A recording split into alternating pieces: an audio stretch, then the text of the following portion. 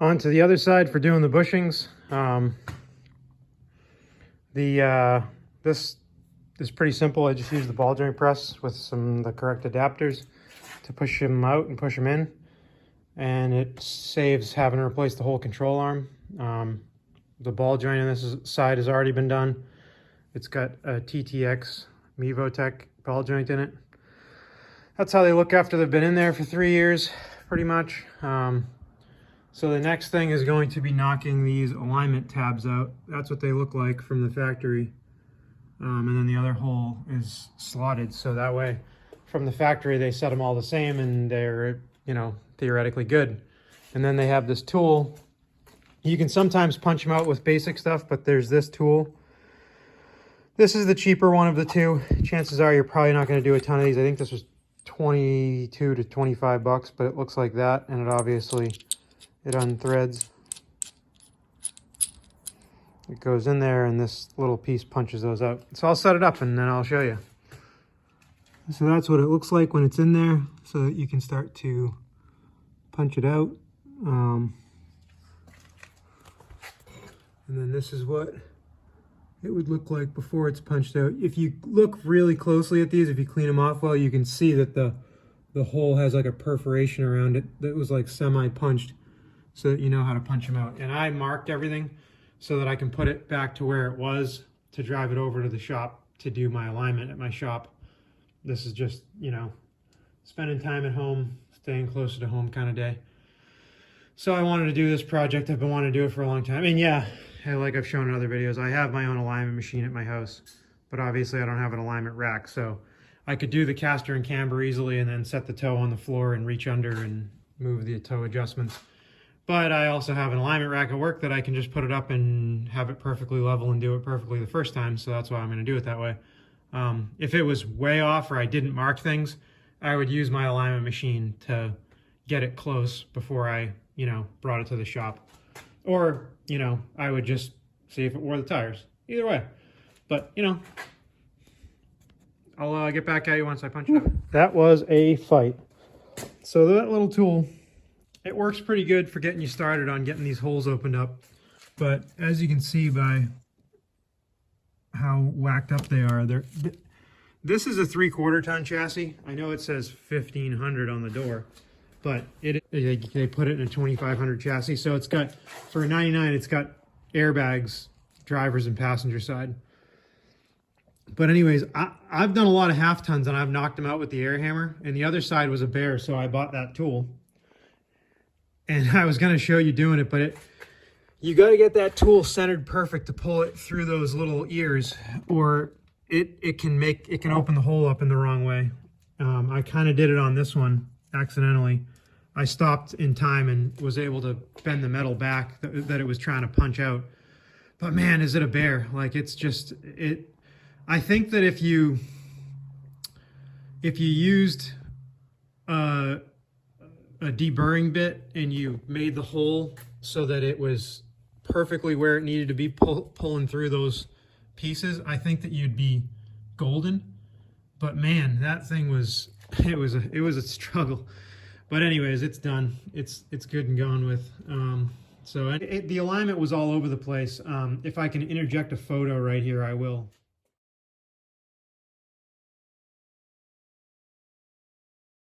Of where the alignment was at. But these things are supposed to be like, I believe they're supposed to have a half to like 0.6 of a degree of positive camber and about 3 to 3.5 degrees of positive caster. So, you know, that way the truck will track correctly. And then the total toe is actually supposed to be like positive 0.25, so 1/4 of a degree. Now, since the heat is going to get loud, I'll get back at you once I get the bolts in. Maybe I'll show you how the bolts actually like adjust. All right, guys, I got it all done. Sorry I didn't film showing you how the eccentrics work. They look like they're kind of egg-shaped, bolt on one end. They make things move in or out, you know, so that you can get the correct angle on the caster and the camber, and then do your toe. Sometimes you have to do it a couple times and do a caster sweep on the alignment rack just to get it perfect, especially after you have it super pulled apart, or if you do a lift kit or anything like that. I don't like lift kits, but you know, I have on occasion brought the suspension up some from the OEM with the torsion keys that are in these trucks, just for like, because someone plows with it or something like that. But anyways, you can kind of see some of the intercooler piping in there. Anyways, I'm gonna get going on this thing, get the wheels back on it, try to get down to the shop. I will probably try to record some of what I do and, like, you know, go from there. But you know, I'll see you when we start doing the alignment. All right, I got this all set up. Got the machine set up. You have to lift the car off the rack, compensate the wheels. Everything's within spec to compensate. I don't know if the screen will pick everything up perfectly, but yeah, so it's pretty close. So we got to level and lock the sensors. I already got the brake pedal depressor on it. I'm just going to do another caster measurement and see if I can get it to not lock up. I know this is super exciting stuff, but it's kind of like surveying a whole piece of land. It's only exciting once you figure out how big it is.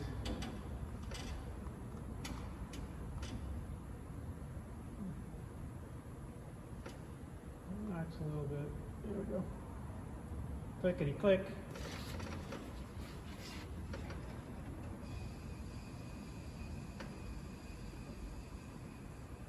Clickety click. See, it didn't kick me out that time or ask me to ignore a warning, which is a good thing, in my opinion. You know, unless you're not trying to do your caster and camber, that doesn't matter as much if you're just trying to set the toe because you put a tie rod in it. Yeah, so those numbers didn't change a ton. So now we get to do some aligning. I'm not going to bore you with that. This is just kind of the setup, and I'll show you, you know, how everything gets moved, and we'll go from there. There's the measurements if you wanted to see closer. As you can see, the rear axle is fairly straight in the truck compared to some vehicles. It's not too bad. If you look at the toe, left to right, it's the same almost in the rear, so the axle is pretty well centered in this truck. All right, guys, so this is a little over 2 hours later since I filmed the original video. So those are the actual specs that this truck is sitting at. The spec is 3 degrees on the, like the perfect spec is 3 degrees on a positive caster and 0.65 degrees of positive camber, believe it or not negative camber, positive camber. So this thing, it's not perfect when it comes to, like, it can't get down to the 10th digit over here. It just doesn't work that way. Whereas toe, it does. Obviously you can see with the toe it does. I purposefully, so the toe on this, it's spec. Here, I'll show you all the specs. Those are all the factory specs. It didn't disseminate between a 1/2 ton and a 3/4 ton Suburban, so I think that that's what they want for the specs. A 3/4 ton, the only difference in a 3/4 ton pickup would be 0.50 on the camber, and that's still in the positive. So it's barely a difference between the two. I take it because you can't load the back of this like a pickup. This is how they wanted it, and they probably suspect the pickup will always be loaded with a ton of weight in it. So the toe is 0.24 positive. I actually printed this out so I could show you guys. They didn't do a really good job. Positive is if the wheels are towed in at the front. Negative is if the wheels are towed out at the front. You know, they don't do a good job of describing that with positive camber, negative caster, positive caster. So positive caster is like, you know, a chopper. That's what I tell people when I'm explaining it to them in the office after I do an alignment. So after everything was done, all of my specs in the rear end are still good. The rear end's still pretty straight in the back of the truck.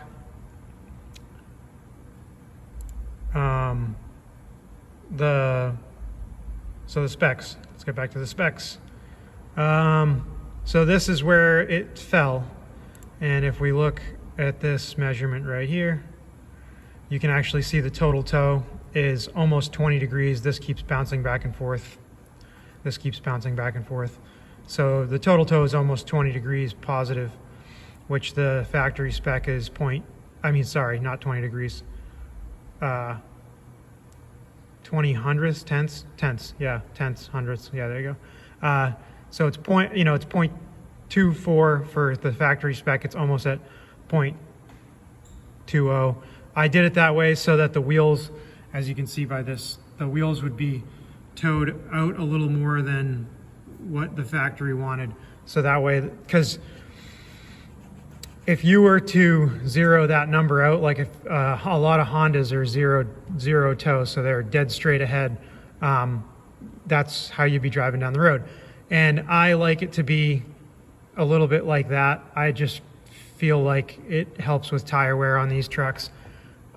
Also, these tie rods they're old and they have a little bit of play in them, and I actually have ones that I could change them to if I wanted to, but not like any play you can feel. It's just that they're original. But my point is that there's a little bit of leeway in these. I did a caster sweep, which is when you go from left to right. I did a caster sweep 6 or 7 times on this truck as I aligned it to make sure all these numbers were where they should be. So when you adjust stuff, sometimes you have to play with things. This one actually didn't take as much time as it normally would take. Sometimes I've spent 5 hours on, like a Jeep that somebody lifted. I spend 5 hours on it and they get charged $135 an hour at the shop. And it just is what it is. But if you want it to be, and I've had guys with Mustangs, road race cars, that come in and they have their own list of specs, and they say that every shop they go to, they can't put the specs in, they don't know how to change them, they don't know what they're looking at.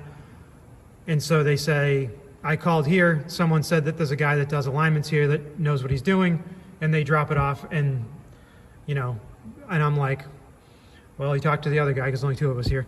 But for a big shop, I do a lot of the problem alignments, I guess you'd call them, like issue alignments. This is how you get an alignment done after you do all that front end work. I know there's other videos online of guys that show exactly how to adjust stuff. You're just moving eccentrics and praying. No, I'm just kidding. You're just, you're getting it in spec. You do your sweeps and everything the way you're supposed to, and you should be good. I actually torqued the upper control arm bolts with my torque wrench.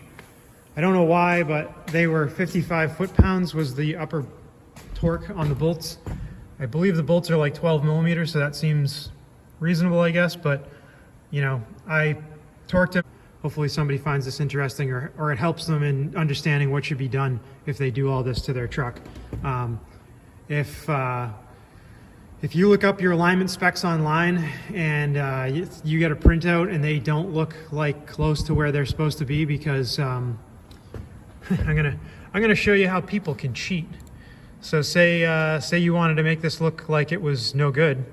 What like some tire shops will do is they will go in and they'll take this and they'll make this number 0, right? And then when you get to this, it's going to be in the red or the yellow, right? It's going to say you need to go, in some to be able to be perfect. You're out too far, even though we know that the spec is fine on this, right? Or if you wanted to go the other direction, you could say this number should be 30, right? Which might be close with 30, but Yeah. It's still. See, so now it's telling you that center number isn't even close to being in the green because we changed it a few hundredths. So we'll change that back to 24 like it's supposed to be. So that's how people fool people into telling them their alignment's off or it's perfect. If they can't get stuff broken loose, they play with the numbers so that it looks perfect. And it's dishonest, and shops do it. I unfortunately find it all the time. I'll look at an alignment sheet, especially after something was done in an auto body shop and they had an alignment done at their cookie cutter auto alignment place, and it'll be totally wacky, and they'll be like, yeah, everything's green on the printout. And I'd be like, yeah, well, of course it's green because they changed the numbers, dummy. I shouldn't call them a dummy because they don't know any better. But, you know, then I go that you need to, you need to have us do it. And then we find out that something in the upper strut mount in the unibody's bent, and that can't be repaired here. And, then the insurance adjuster's going, why isn't this done right? And it's a big fight. Like this, if you find it interesting, share it with your friends if you think it'll help one of them if they're having a problem with their alignment. And if you want to come all the way out here to the Northeast to get your alignment done if no one else will do it right, we can do it for you, but we charge accordingly, unlike most other box stores. But they tell you everything's perfect and just change the numbers usually. Oop, I didn't say that. They usually just set the toe and let her go. Anyways, talk to you later, guys. Hope this helps somebody. Like, comment, subscribe.